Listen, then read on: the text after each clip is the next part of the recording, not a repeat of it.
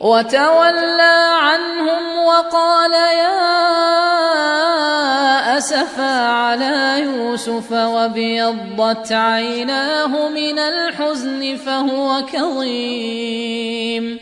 قالوا تالله تفتأ تذكر يوسف حتى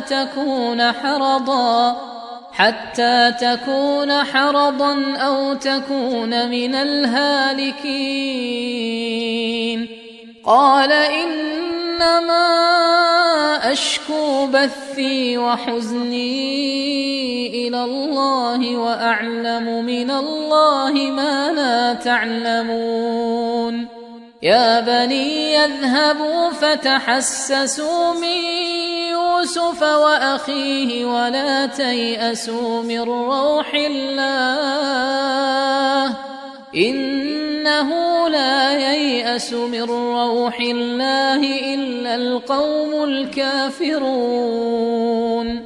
فلما دخلوا عليه قالوا يا أيها العزيز مسنا وأهلنا الضر وجئنا ببضاعة مزجاة فأوف لنا الكيل وتصدق علينا إن الله يجزي المتصدقين. قال هل علمتم ما فعلتم بيوسف وأخيه إذ أنتم جاهلون؟ قالوا أئنك لأنت يوسف؟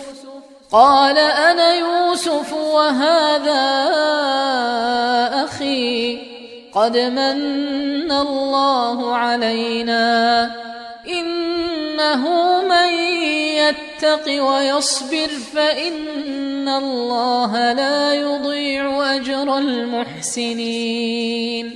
قالوا تالله لقد آثرك الله علينا وإن كنا لخاطئين. قال لا تثريب عليكم اليوم يغفر الله لكم وهو أرحم الراحمين. اذهبوا بقميصي هذا فألقوه على وجه أبي يأت بصيرا وأتوني بأهلكم أجمعين. ولما فصلت العير قال أبوهم إني لأجد ريح يوسف لولا أن تفندون. قالوا تالله إنك لفي ضلالك القديم.